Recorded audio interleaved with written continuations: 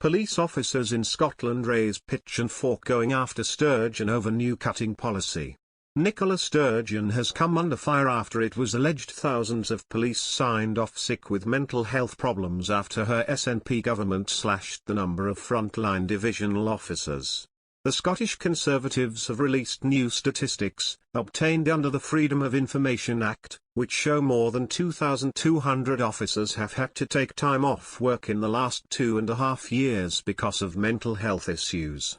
This is equal to nearly 110,000 working days being lost, while 68 officers took early retirement on the same grounds during the same period.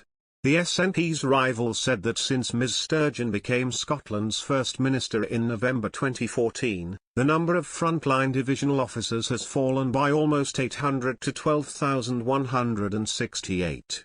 Yet, astonishingly, in this month's budget, the SNP chose to cut the police capital spending budget, ignoring Scottish Conservatives' calls for a £36.5 million increase in spending. The Scottish Conservatives want additional money to be spent on improving police cars, stations and crime-fighting equipment. But in a further blow, the SNP has provided a cash freeze for police capital funding, which is a real terms cut when inflation is taken into account. The Scottish Liberal Democrats have disclosed separate figures which revealed 166,580 police officer and staff days had been lost to psychological disorders since April 2019. This figure does not include specialist officers who are shared by several other divisions. Scottish Conservative MSP Maurice Golden, who obtained the figures, raged, "It's deeply concerning, but not entirely surprising, that such a high proportion of police officers are suffering from mental health difficulties.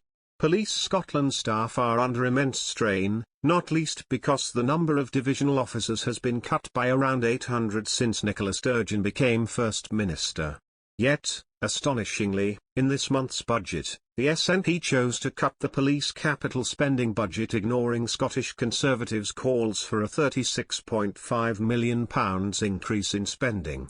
The Scottish Conservatives want additional money to be spent on improving police cars, stations and crime-fighting equipment. But in a further blow, the SNP has provided a cash freeze for police capital funding, which is a real terms cut when inflation is taken into account.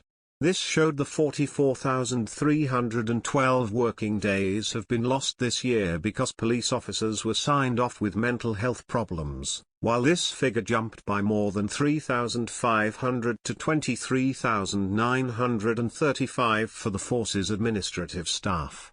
During this year, from April 1 to September 30, 22, 163 working days were lost due to psychological disorders for police officers and 12,373 lost for police staff. Liam MacArthur, Liberal Democrat Justice spokesman, said, "These figures show the brutal toll that mental ill health is taking on the national force.